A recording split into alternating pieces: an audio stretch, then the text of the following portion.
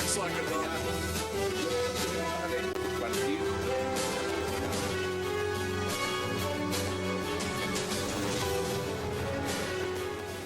Bienvenidos a 360 grados, una visión global de la noticia, un espacio para debatir sobre todo lo que sucede en Colombia y en el mundo. Y empezamos hoy 360 hablando de un hecho que enluta a Sudáfrica y por supuesto el mundo, la muerte de Nelson Mandela, el líder que logró vencer el apartheid con un discurso de paz. El expresidente sudafricano, premio Nobel de Paz en el 93, acabó con el apartheid en los 90 tras 67 años de una lucha contra un movimiento de segregación racial. Murió a los 95 años. La muerte de Mandela abre muchos interrogantes, no solamente en Colombia, sobre todo en temas como el racismo, la paz, los derechos humanos, las minorías y muchos más. Hoy Mandela, tema de debate en 360.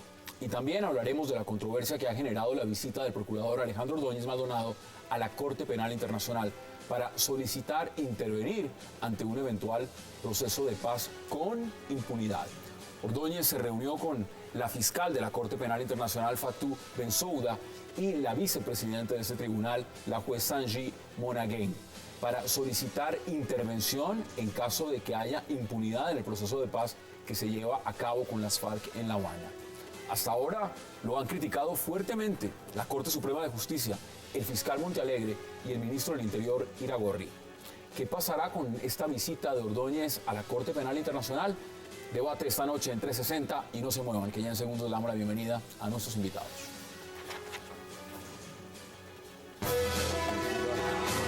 Wax like a dog.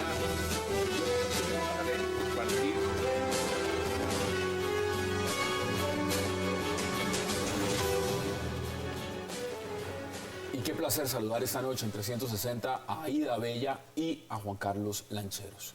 Qué placer que esté usted esta noche en este programa. Gracias por aceptar la invitación. Gracias a ustedes por invitarme. Juan Carlos, igual como siempre, un placer. Gracias por estar acá. Mire, ¿usted conoció a Mandela? Sí, lo vi 2 veces. ¿Y cómo se siente hoy? Porque una cosa es desde afuera uno identificarse con Mandela y otra cosa es alguien que le estrechó la mano y que estuvo con él. Pues tristísimo, porque es un hombre que ha partido, pero que queda.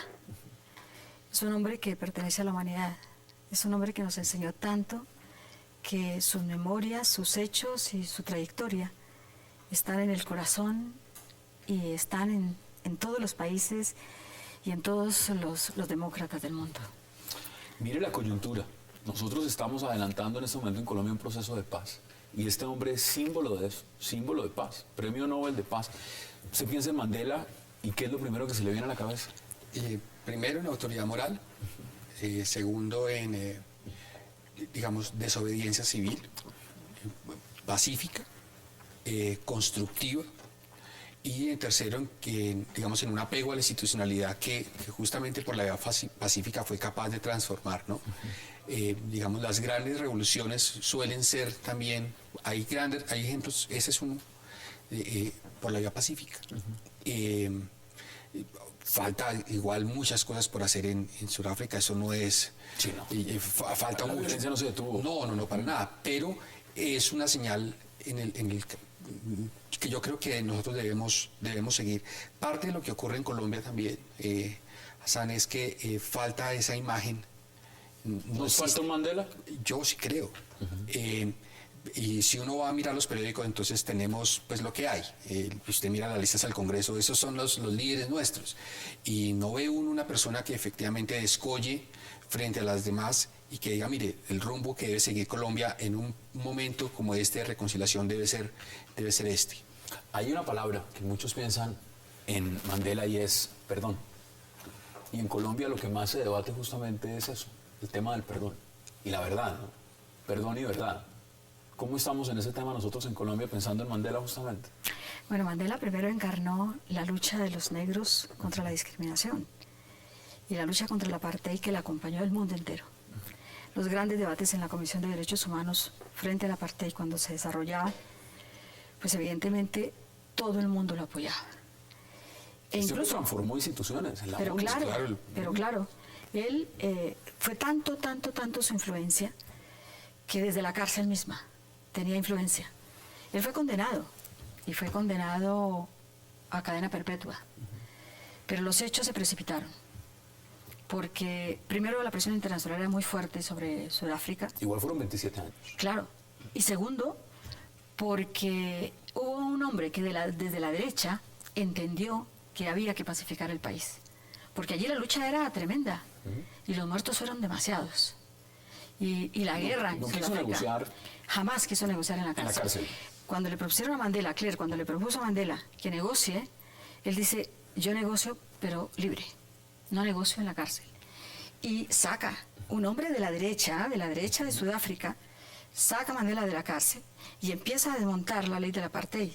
Al tiempo que iba desmontando la ley del apartheid, iban negociando otras cosas. Por último, la ley del apartheid queda aboliva y los negros pueden votar. Porque ese es el gran problema, el poder. ¿Y qué pasa? Los negros votan, llegan al poder y desde entonces están en el poder y Mandela es el primer elegido. Es decir, él sale de la cárcel y va al Inmediatamente a la gobierno. presidencia. Inmediatamente. Y este es un hombre que lo hizo bien. Y desde luego que todos los problemas de Sudáfrica no se han resuelto, pero los negros lo han hecho bien. Es decir, una clase que los blancos siempre dominaron y siempre estuvieron manejando y la derecha siempre Pero estuvo en el piense, poder. Hay un momento en que se decide, y por la vía de los hechos, de la presión internacional y de las cosas que pasaban en Sudáfrica, se llega a la conclusión de que hay que quitar ese apartheid y llegan los otros y gobiernan y no pasa nada. Aquí estamos Y hay la lejos. paz. Estamos lejos porque hay una incomprensión y la derecha de nuestro país no tiene la visión de los grandes negociadores de paz. No tiene la visión de Leclerc, no la tienen aquí. Aquí hay una derecha que se afianza en la guerra y que quiere guerra para todo. A pesar de haber estado 8 años en el poder, claro, empleando la guerra, Desde antes. dando bala. Y los de antes también han hecho poco más o menos lo mismo, aunque ha habido periodos en los cuales se han abierto procesos. Por ejemplo, el de Belisario Betancur, que fue un proceso muy importante, interesantísimo, y que nos hubiera podido ahorrar miles y miles de muertos.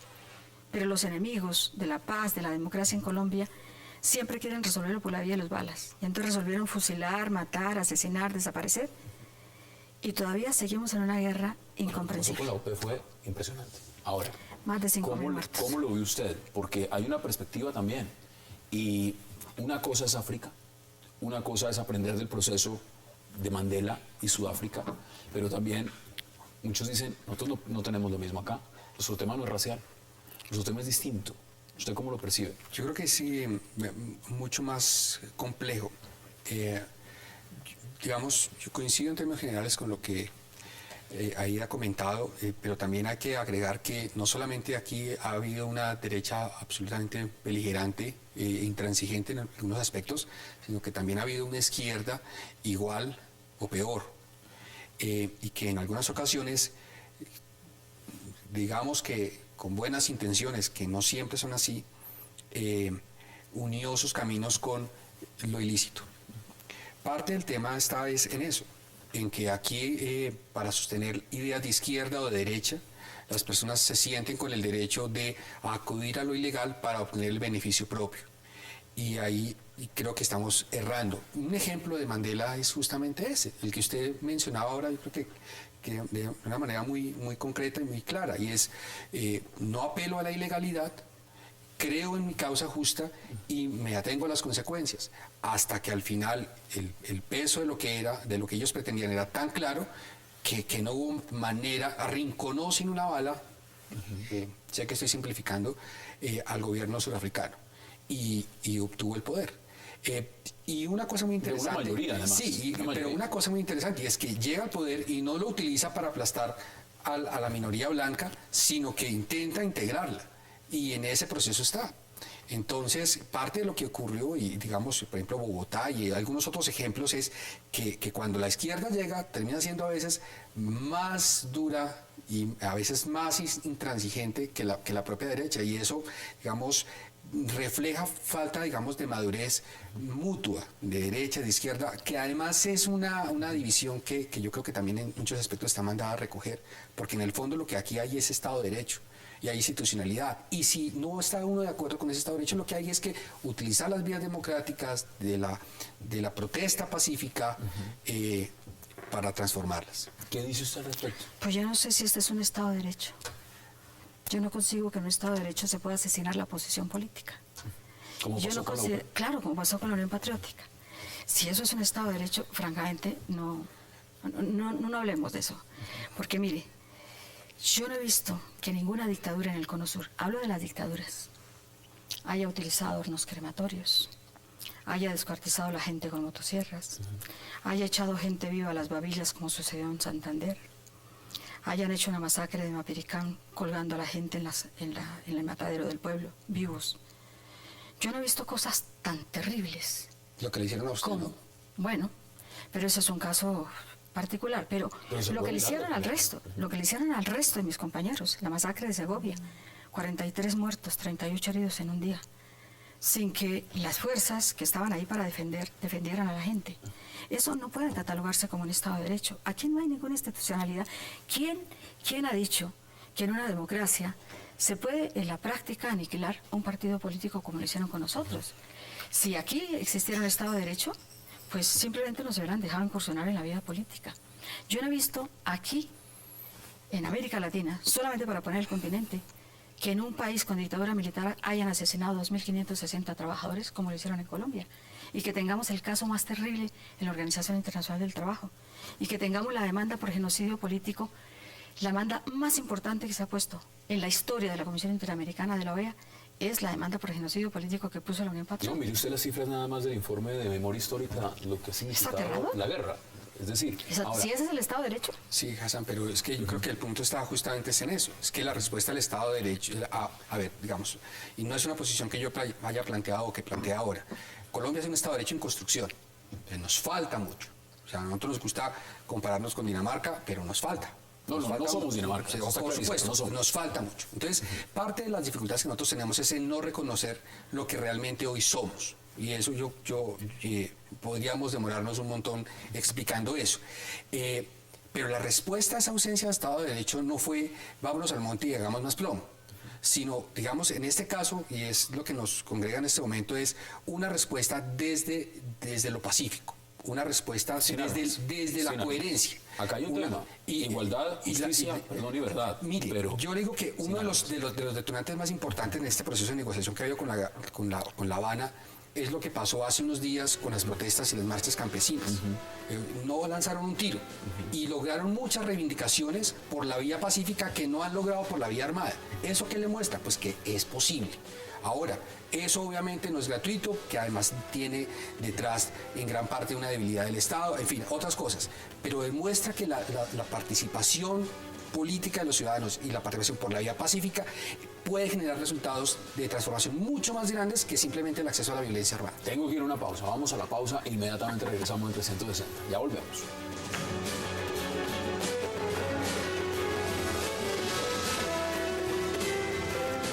Lo natural te nutre más.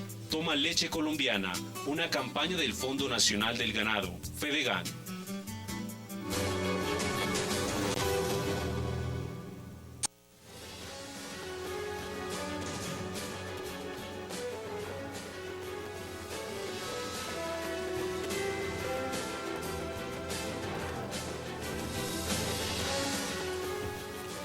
Regresamos a 360 grados y le doy la bienvenida a Paloma Valencia. Paloma, qué placer. Muchas gracias por la invitación. Un cordial saludo a todos los televidentes. Y en minutos se lo voy a dar también a Omar Bula. El tema en Bogotá es el tránsito. Nosotros somos un programa que vamos en vivo. En vivo son las 8:19 Casi no y es sabemos lo complicado. que vivimos en Bogotá, lo que significa movilizarse en Bogotá. Mire, antes de que entremos a nuestro tema fuerte, que es el tema que teníamos programado y tiene que ver con el procurador, yo no puedo dejar de preguntarle por Nelson Mandela. Y le estaba preguntando ahí, por supuesto, a Juan Carlos, ¿cuál es su percepción y qué le deja Mandela cuando usted piensa en Mandela?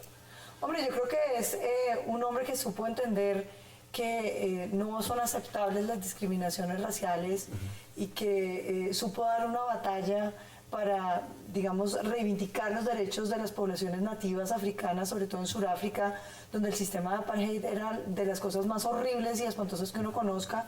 Yo creo que es una inspiración y es un sentimiento de lo que uno considera la lucha, el interés de que una sociedad sea más justa. ¿Hay similitudes? ¿Usted cree que lo que estamos viviendo en Colombia, este proceso de paz, tenemos que aprender de lo que se vivió en Sudáfrica y de lo que se vivió con Mandela y aplicarlo acá, o son cosas totalmente distintas? No, yo creo que son cosas absolutamente distintas. Yo sinceramente no veo que las FARC tengan ninguna reivindicación social.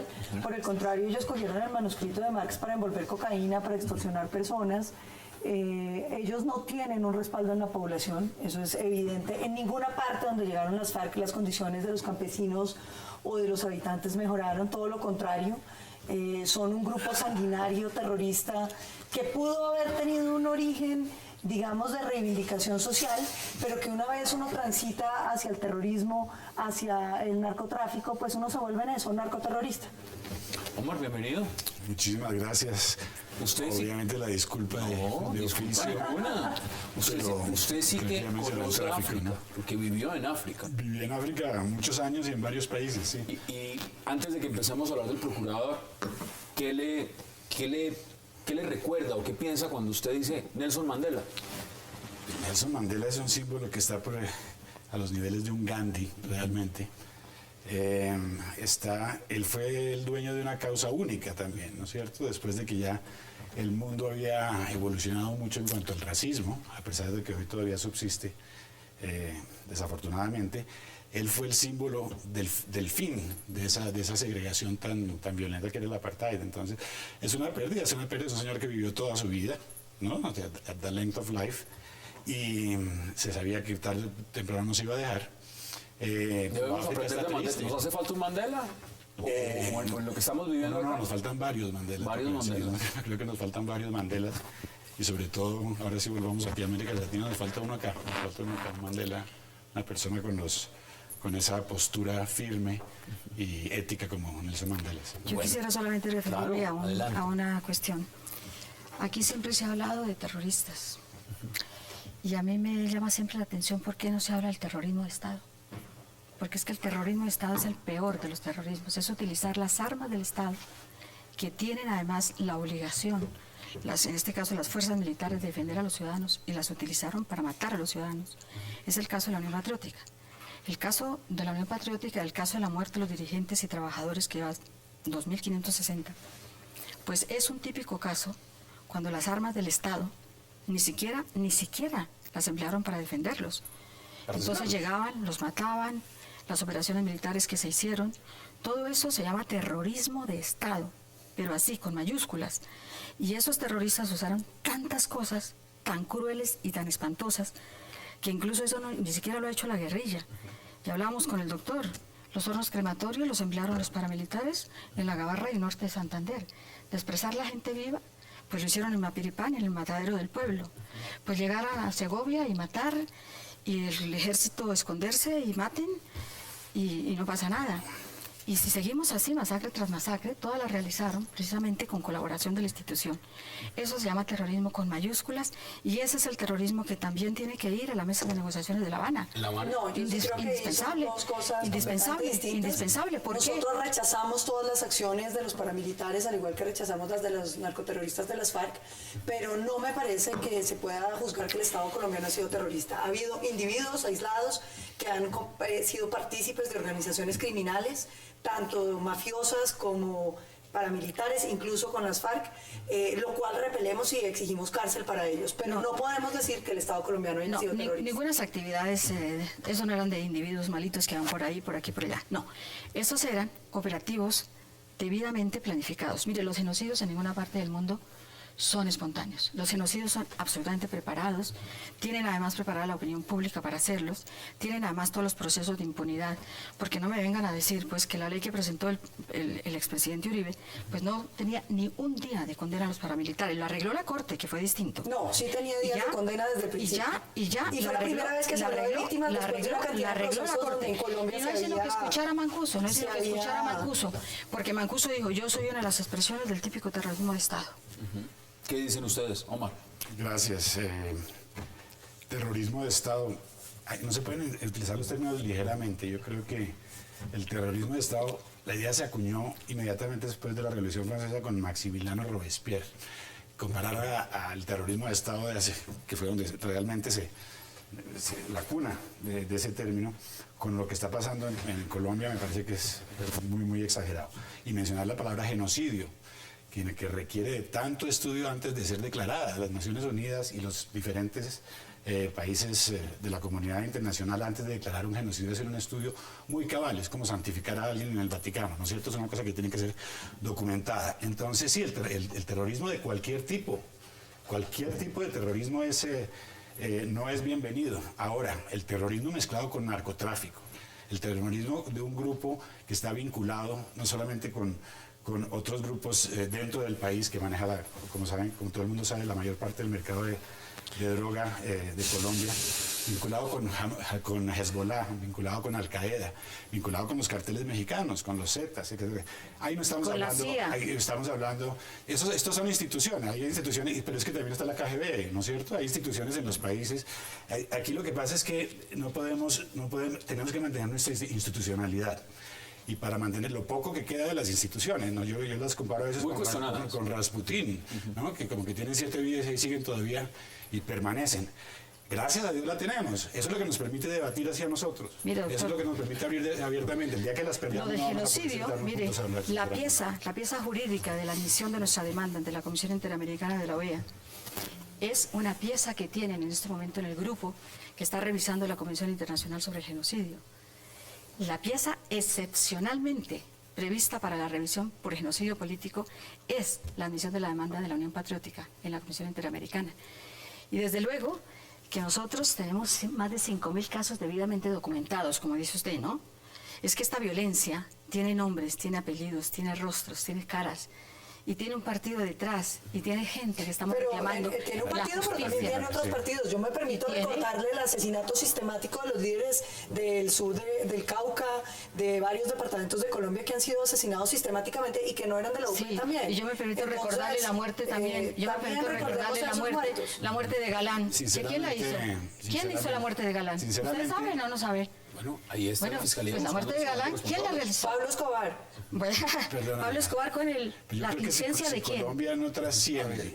Ahí estamos Es en ese decir, momento en semejante que es un juicio. país en guerra. Y la muerte de Gaitán, Que ¿quién la muere hizo? gente de un lado y del otro. A ver, Juan Carlos, porque usted Bueno, también tiene pues, interés. usted ya la tiene. Esas son evidencias que hay que Es que, trascender. perdón, yo quisiera plantear un enfoque distinto. O sea, yo también tengo dificultades entendiendo el concepto de terrorismo de Estado. Yo creo que efectivamente hubo delincuentes, que los hay, que estaban vinculados con el Estado y que utilizaron su posición para perpetrar ese tipo de masacres. Yo no voy a venir aquí a decir que es que no hubo masacre o que no hubo miembros de la Unión Patriótica que fueron asesinados por agentes del Estado. Eso es innegable. Pero de ahí a decir que es que hubo una política sistemática del presidente Betancur o del presidente Turbay Ayala o del presidente, el que sea, para decir vamos a asesinar a todos los miembros de la Unión Patriótica, a mí me cuesta bastante trabajo entender eso, porque una condena frente al Estado colombiano es una condena frente a todos los colombianos. Que yo creo que hay que distinguir cosas. O sea, yo no estoy de acuerdo para absolutamente nada con la desaparición o las masacres en contra de persona que piense cualquier cosa que desee pensar. Pero una cosa es eso y otra cosa es entender que aquí en el Estado todos los colombianos terminamos siendo mire. delincuentes. Entonces yo creo que es importante distinguir Eso no es así. y separar las cosas. No, Aida. separemos las cosas. Yo Separemos las respeto cosas. profundamente, yo respeto profundamente la lucha que ustedes tienen, las ideas que ustedes quieren propender. La respeto son profundamente. absolutamente legales. Pero de ahí Nos a que tocó ustedes vengan a llevarlas. decir Y que nos todas tocó las personas que llevarlas. respaldamos la institucionalidad, entonces terminamos siendo delincuentes porque por cualquier razón no tuvimos la posibilidad de influir adecuadamente como ciudadanos y pedirle explicaciones al Estado colombiano. Yo creo que hay una diferencia importante. Mire, yo no estoy culpando a la nación entera, ni más faltaba. Aquí incluso hay verdaderos demócratas, incluso en la derecha. Hay demócratas, yo por ejemplo conocí al doctor Augusto Ramírez Ocampo, que nos hace muchísima falta en estos momentos para la paz. Un hombre conservador, pero un hombre supremamente respetuoso a los derechos humanos. El mismo doctor Pastrana, cuando estuvimos en la Asamblea Nacional Constituyente, eran hombres de defensa de los derechos humanos, distintos al doctor Emiliano Román, que decía que los derechos humanos los habíamos inventado los de izquierda para poder pelear. Pero bueno, es una concepción completamente equivocada a mi juicio. Nosotros lo que estamos diciendo es, aquí estuvieron las manos del Estado, porque todos los operativos militares que se realizaron contra nosotros... Pero es que ¿quién es el Espera, Estado? espera. ¿Quién es el Estado? Todas esas cosas las debieron y fueron debidamente organizadas. Y no es sino mirar, mire, solamente la condena que le dieron a HH, la condena que le da el Tribunal de Cundinamarca, 320 hojas donde describen cómo, efectivamente, cómo se dieron los hechos y cómo está metida la institucionalidad ahí. Es que esa es una verdad de a puño. Y efectivamente, dentro de Colombia, a mí a veces me preocupa, como dice, o como dijo Martin Luther King, no me asusta los gritos de los violentos, ni de la gente que quiere hacer mal, pero me angustia el silencio de los buenos. Y por Y eso, frente a esas cosas, los buenos tenemos que reaccionar, por eso independientemente de donde estemos. Y por eso, incluso nosotros, ¿qué es lo que estamos haciendo en este momento? Llamando a la concordia, llamando al diálogo, llamemos a que nos sentemos todos los sectores. Yo me puedo sentar con Paloma, con puntos diferentes de vista. de eso se trata. Y podemos hablar muchísimo de los problemas de este país y decir, mire, lo podemos resolver de esta manera. De pronto hasta nos entendemos más con Paloma que con los, No, ahí, con los y señores, creo que porque tenemos una concepción distinta de las cosas. Eso es Porque así, pero además yo creo el que es que- Estado tenemos que yo- revisarlo yo de sí- otra forma. Este Estado Doctora no ha Bella, funcionado así. Creo que en eso estamos de acuerdo. El problema no es ese. Yo creo que el tema es si aquí hay una institucionalidad legítima que vale la pena defender o no. Hay quienes creemos que aquí hay un Estado legítimo y que las instituciones colombianas, pese a sus fallas, pese al terrible influjo del narcotráfico sobre nuestra institucionalidad, pese a la corrupción que Desde ha las sufrido, elecciones que han sido cruzadas por los dineros del que han sido narcotráfico, ¿no? terriblemente, hay una institucionalidad que vale la pena, en la que Precisamente- muchos creemos y que estamos dispuestos a defender, precisamente y que sí creemos que hay un sobre camino ese bueno y tema, malo, que es el de son la ley. las instituciones, después de la pausa que es obligatoria, tenemos que ir, vamos a hablar, porque una de esas instituciones es la Procuraduría y me interesa conocer sus opiniones sobre ese punto. Y muchas, Estamos cruzadas por el todas, narcotráfico, todas. todos Vamos, hemos vamos a la pausa en 360 y ya regresamos.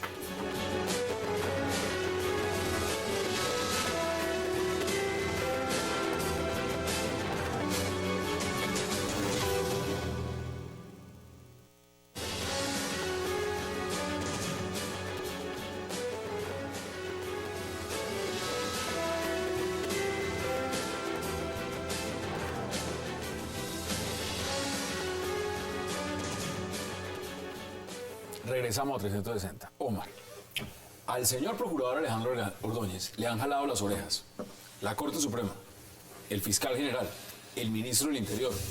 ¿No han dicho?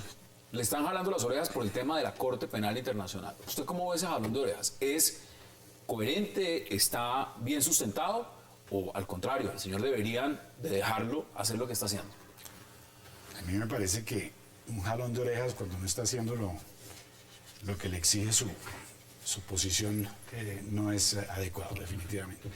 Yo creo que está haciendo lo adecuado. Una de las funciones de la Procuraduría es la función preventiva, ¿no es cierto?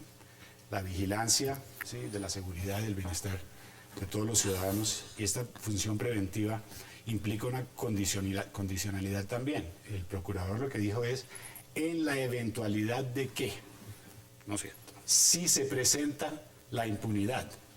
Es totalmente condicional. Lo que es prematuro aquí no es lo que hace el procurador, es prematuro la reacción de los demás diciendo, ¿por qué lo hace desde ya? No, él simplemente está diciendo, en la posibilidad, es condicional. En ese sentido me parece a mí que es... ¿Se ve válido que él esté preocupado, digamos, de que haya un proceso de paz con impunidad? Y que le advierta eso a la Corte Penal Pero Internacional. eso es fundamental. Mire, yo hice parte de varias negociaciones de paz en varios países y estoy muy al tanto por ex colegas de lo que está pasando, por ejemplo, en el Congo en este momento. Y la impunidad se está tratando de diferentes maneras en diferentes procesos. En el Congo no se acepta la impunidad, inclusive el enviado de los Estados Unidos, el embajador Feingold, dijo, aquí no aceptamos impunidad, puede haber una amnistía, pero no va a pasar lo que pasó anteriormente, que hubo una amnistía y todos se reintegraron a la guerra. Entonces la impunidad, me extraña que Obama no haya dicho lo mismo con respecto a Colombia, ¿no es cierto? Pero me parece que la impunidad, a medida que avanza la impunidad, incluye a más ciudadanos en un comportamiento cultural erróneo, definitivamente, y esto se ha comprobado, estamos más y más como lo ve distinto. A mí me parece que se debe dejar al gobierno que intenta hacer los diálogos y que intenta llegar a una negociación. Y no hay que ponerle los palos para que esto no se dé.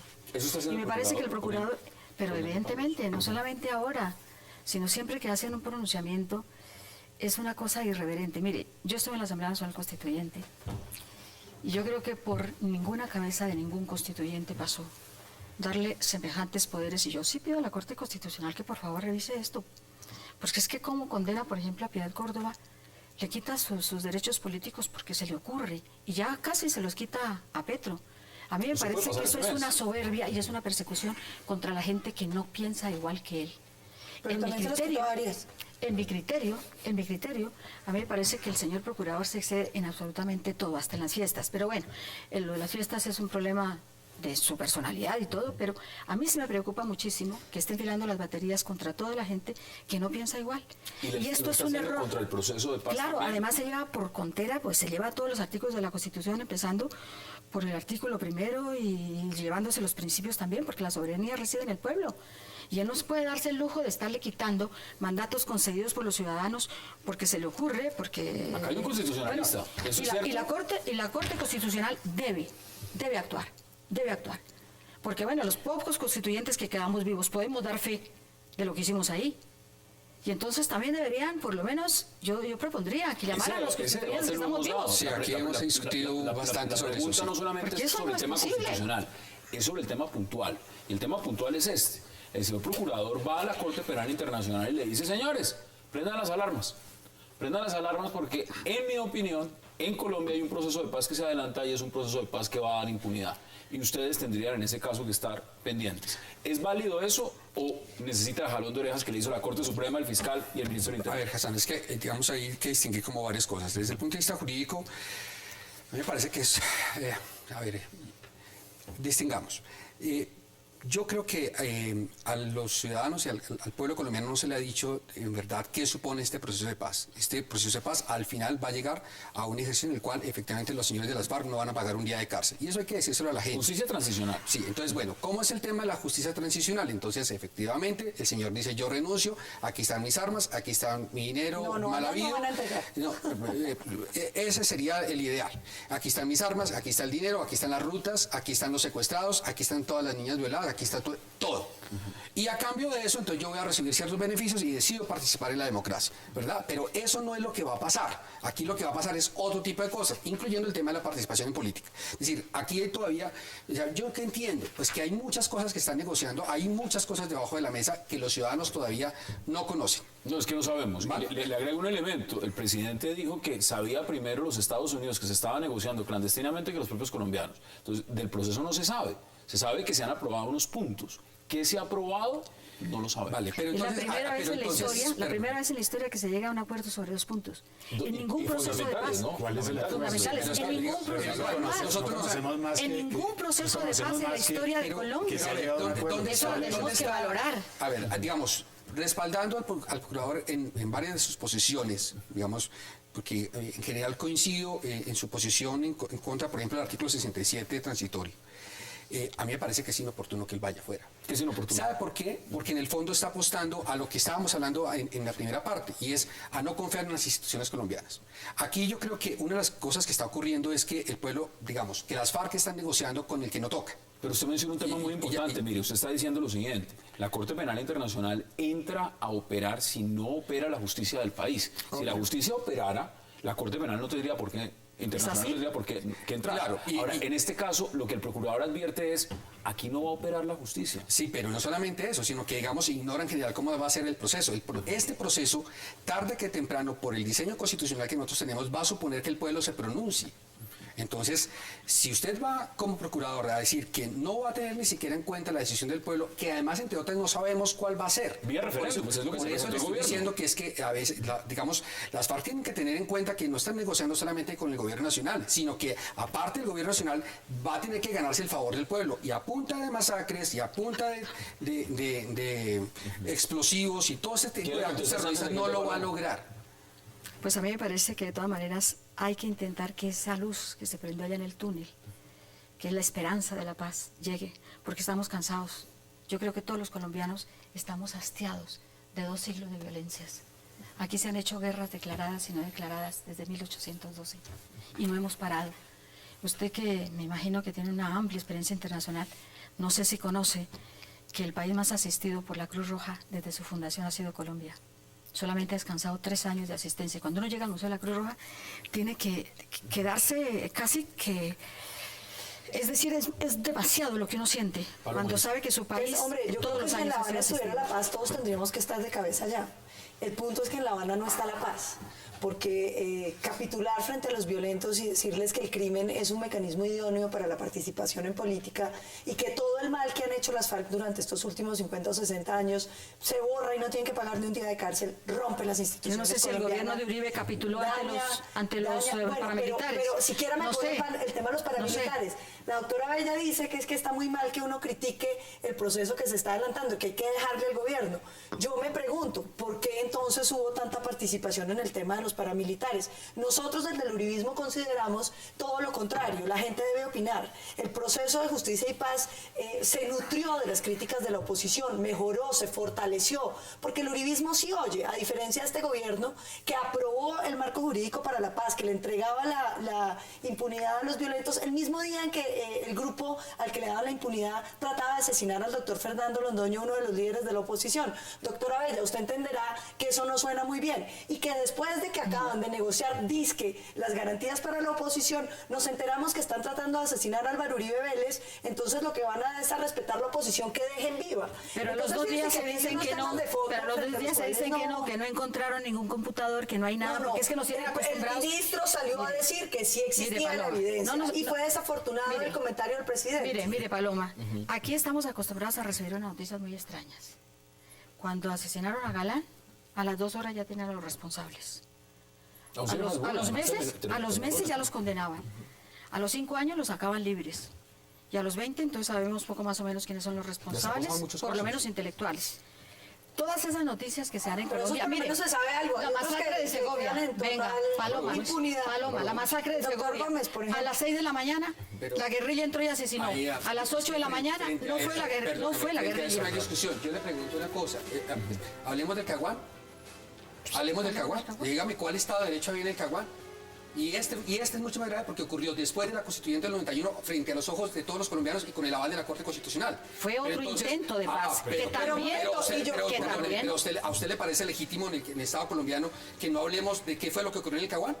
Y Hay que no que haya una hablar de comisión de la todo. verdad de todas las violaciones de derechos Claro, humanos que y hubo que- allá. claro, de todo tiene que haber pues comisión de la verdad. Yo Pero le también sugiero debe haber- eso. pero también Yo le debe haber sugiero comisión. No se exalte, respetuosamente. doctor, no se exalte, no se exalte, pero porque el fíjese, país No está pero confunda cayendo. exaltación con vehemencia. Venga. Yo le Venga. sugiero a la par. A la par. Vamos No, a no, hablar, a la par no. perdone, vamos a hablar de la masacre de la UP, pues hablemos también de lo que ocurrió en la zona de distensión. Y miremos a ver cómo la Pero antes de eso Bajémosle. yo quería terminar un temita. Es que a mí me parece que es muy interesante esto del pluralismo democrático. Todo el mundo se le llena la boca diciendo que respetan las ideas ajenas y que la gente tiene derecho y que este es un Estado que puede expresar. Pero no es sino que el procurador exprese lo que sentimos un grupo de colombianos que por fallas de la democracia colombiana quedamos sin representación como los uribistas y entonces eso sí no se puede expresar. Yo creo que hay que tomarse en serio lo de la diversidad ideológica. Tengo que ir a Aquí la hay unos pausa. colombianos que tenemos esa posición y tenemos derecho a manifestar. Tengo que ir a la pausa. Omar quiere intervenir. Aida también. Vamos a la pausa y ya regresamos en 360.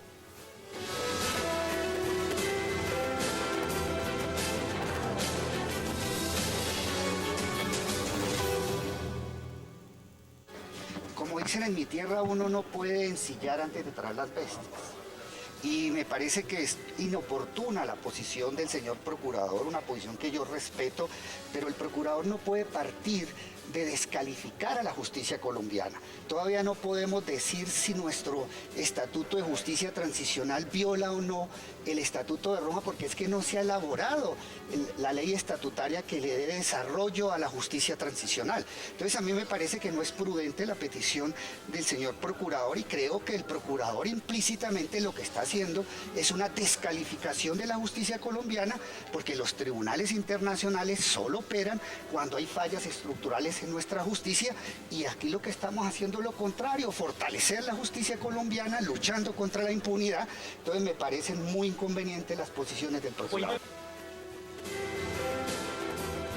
Regresamos a 360. Mar, ahí estaba hablando el fiscal y usted quería intervenir también antes de la pausa. Tiene la palabra. Sí, yo creo que desinflemos un poco esta burbuja que es la CPI. La CPI es una organización que tiene 10 años de creada, está cumpliendo 10 años básicamente, que no ha emitido muchos fallos, a la cual no adhieren ni Estados Unidos, ni China, ni India, ni Rusia, ni Cuba, ni Israel, ¿no es cierto?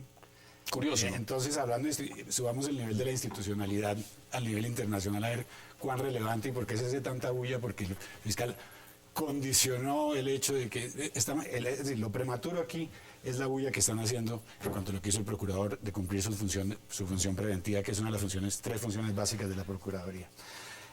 La CPI, además, necesita el financiamiento de los países miembros.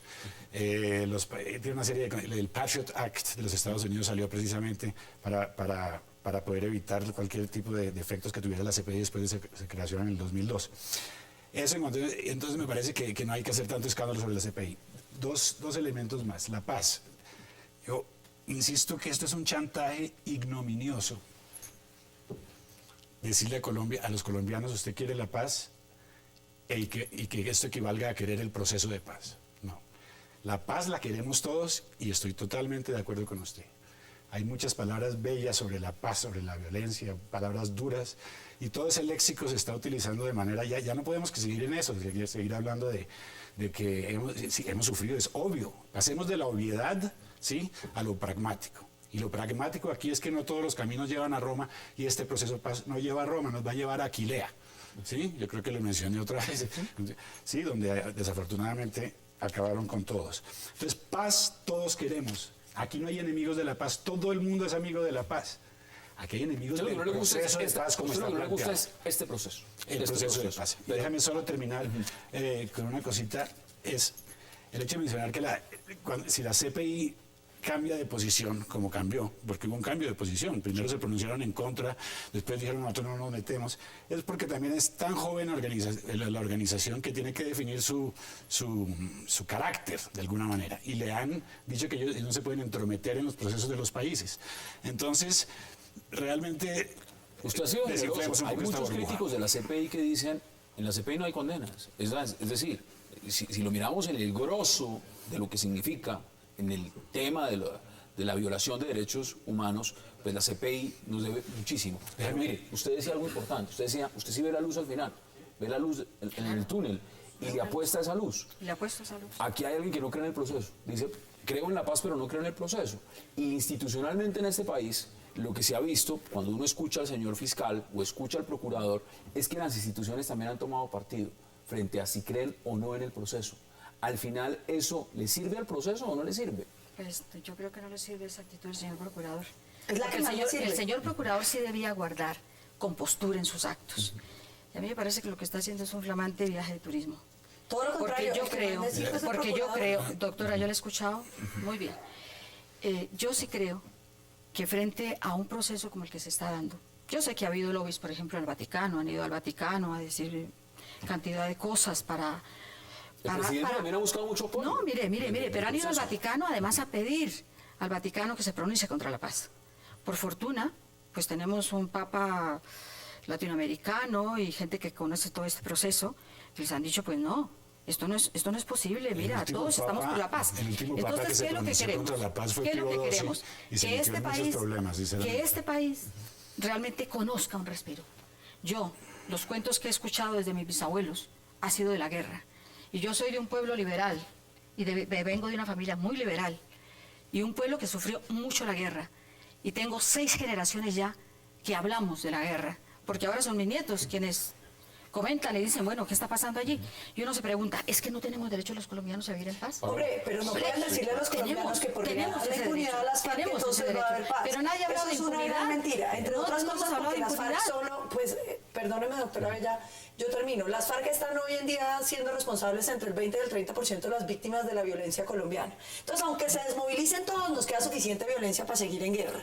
El problema de Colombia es otro. El problema de Colombia es que la gente no cree que tenga que obedecer la ley y todo el mundo se siente dispuesto a brincársela. Y uno de los incentivos por los cuales la gente se siente que se puede brincar la ley es porque la ley finalmente de vez en cuando le hacen excepciones. Entonces, si usted es suficientemente malo, si es suficientemente criminal, al final le hacen una amnistía.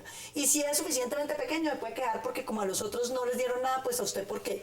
Yo creo que el problema de Colombia es que nosotros no hemos entendido que la ley hay que obedecerla y que hay un camino correcto, que es el de la ley, y un camino incorrecto, que es el de quienes incumplen la ley. Y quienes creemos en que debemos defender las instituciones y la ley, consideramos que un proceso que le dice a los violentos, que no son los únicos, porque Hassan, si fueran los únicos, pues vaya y venga, pero nos va a quedar violencia de sobra, nos va a quedar el problema del narcotráfico, de la minería ilegal, que no se van a solucionar en ese proceso. Y nos queda menos de 1 minuto y Pero la medio. violencia Entonces, de la minería ilegal, por Dios. Es que la financia, doctora Bella. Mira, los artesanos están considerados mineros ilegales. No, esos son Y es mineros gente- informales. Y es gente que Perdóneme. pierde hasta sus dedos. ¿cuáles son sus conclusiones en 30 segundos? A ver, Hassan. Muy poquito tiempo, Sí, pero eso es lo que tenemos. una aclaración. El fiscal está hablando de que efectivamente hasta que no exista ley estatutaria, yo creo que hay un paso anterior y es que la Corte Constitucional se pronuncie sobre la constitucionalidad del artículo 67 que permite que existan ese tipo de cosas, es la demanda del doctor Guarín, y yo creo que es una oportunidad muy importante para que la Corte precise si efectivamente un legislador se puede saltar en constituyente. Y segundo, acá no se nos puede olvidar que la decisión final sobre el proceso de paz la tiene el pueblo colombiano y va a ser a través Ese que lo va a refrendar. ¿o al no? final, sí, y esto va a suponer un ajuste institucional muy importante, que es parte de lo que no se le ha hecho al pueblo colombiano. 30 segundos. Sí, yo creo que decir que un alto funcionario del Estado como el procurador se excede, ¿no? Y no decir que las FARC se exceden negando el hecho de que secuestran. Si hay lenguaje excesivo, por favor, sí, está de ese lado. ¿No es cierto? Que no hay narcotráfico, que no hay secuestros, que no hay delitos. Entonces, defendamos la institucionalidad. Definitivamente, yo creo que es muy peligroso lo que hizo el gobierno Santos de mezclar elecciones con paz. Un término de la paz muy sublime. Ya estamos en las eso, elecciones, claro. Ya no nos salvamos. las elecciones con todas sus debilidades de un proceso político. 30 segundos también. Yo sí creo que el procurador debería respetar la Constitución. Y pienso que debería respetar la soberanía del pueblo, a sus elegidos. Y pienso que muchas de las actuaciones han sido contra la gente que no piensa como él. Y creo que el procurador es el primer personaje llamado a por lo menos cumplir el artículo 13 de igualdad. Es que todos los ciudadanos debemos ser tratados en igualdad de condiciones. Y él está tratando a la gente que no piensa diferente a la que piensa como él. Eso sí les pasa a todos. Quedan 10 segundos, Paloma. Hombre, de lo que se trata aquí es que Colombia tiene que pensar cuál es su problema. Porque a uno no le pueden decir que es que la paz simplemente se le da perdonándole todos los crímenes a todos los delincuentes. Porque entonces uno deroga el Código Penal y acaba con el crimen. Uno no puede llegar a ese extremo. Hay que enseñarle a la gente que aquí hay una ley y que la ley hay que respetarla y que tiene un valor simbólico que se representa en que el Estado es capaz de hacerla cumplir. Ahí están las posiciones. Paloma Valencia, un verdadero placer como siempre. Aida Bello. Muchas que no sea la gracias. última vez que venga a este programa. No, aquí estaremos. Gracias Cada vez que nos inviten. por aceptar la invitación. Juan Carlos Lancheros, un placer como siempre. Y yo, Marbula, qué placer también. No me vengo por la La próxima circunvala. vez corremos la media hora y nos tomamos un retraso. Y a ustedes gracias por acompañarnos. Nos vemos de nuevo mañana, 8 p.m. para seguir debatiendo toda la agenda política de Colombia y del mundo. Recuerden, repetición, 11:30 de la noche. Hasta una próxima oportunidad.